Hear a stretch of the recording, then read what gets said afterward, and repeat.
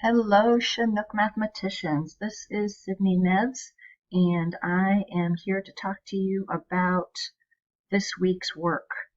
In this video, I'm calling Grade 7 Maths, Learning from Home, March 23rd.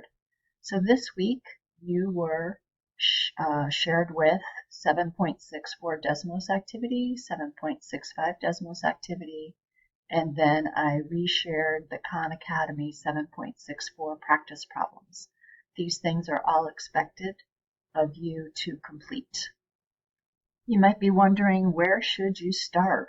Because you're at home and I'm at home. And so just like we did when we were in class, you go to the growth tracker and you will see here that this is where we're listing the different lessons. And should there be a show what you know, like there was for lesson 1 when we were in school, it's listed right here and you could click on the link. Then you scroll down to lines 31 or 32, depending upon which class you're in, and you'll see this row right here that says stuck. You can click on these links and try them.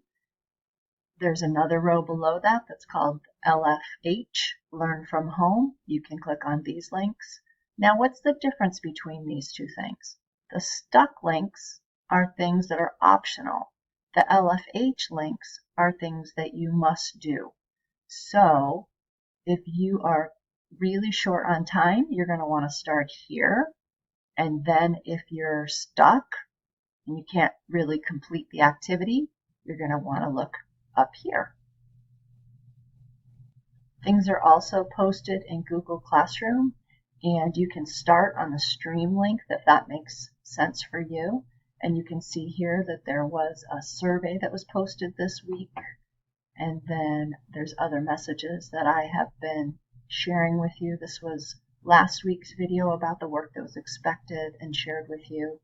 And then there's some other posts in here that talk about the Desmos activities. And then this is an Edpuzzle activity that will help you if you're confused. So there's lots of information in here on the stream.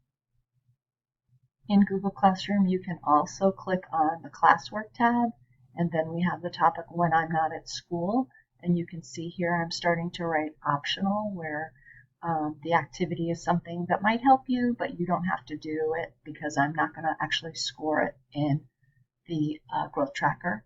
And then you have the different things that were shared with you this week.